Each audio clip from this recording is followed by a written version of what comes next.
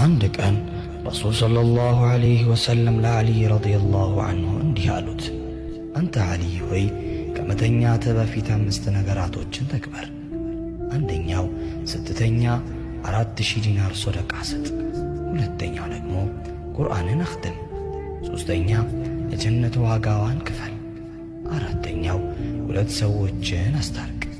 አምስተኛው ደግሞ ከዚያም 1 ጊዜ ሐጅ አድርገህ ተኛ አሉት። ዓሊይም ረዲየላሁ ዐንሁ እንዲህ በማለት ጠየቁ፣ የአላህ መልእክተኛ ሆይ ይህን በአንድ ሌሊት እንዴት ማድረግ ይቻላል ብሎ ጠየቃቸው።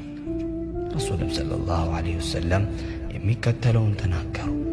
4 ጊዜ ሱረቱል ፋቲሓን የቀራ 4000 ዲናር ሶደቃ ከሰጠው ጋር እኩል ነው። 3 ጊዜ ሱረቱል ኢኽላስን ወይም ቁል ሁወላሁ አሐድን የቀራ 1 ጊዜ ቁርአንን ሙሉ እንዳኸተመ ይቆጠርለታል። ሦስተኛው ደግሞ 3 ጊዜ ላ ሐውለ ወላ ቁወተ ኢላ ቢላሂል ዐሊይዩል ዐዚም ያለ የጀነት ዋጋዋን ከፍሏል። አራተኛው 10 ጊዜ እስትግፋር ያደረገ 2 ሰዎችን እንደማስታረቅ ነው። አምስተኛው ደግሞ 4 ጊዜ ሸሃዳን ያደረገ 1 ጊዜ ሐጅ እንዳደረገ ነው። አስብ፣ ይህ መልእክት አንተ ጋር ብቻ እንዲቆይ አትፍቀድ፣ ሌሎችም መካ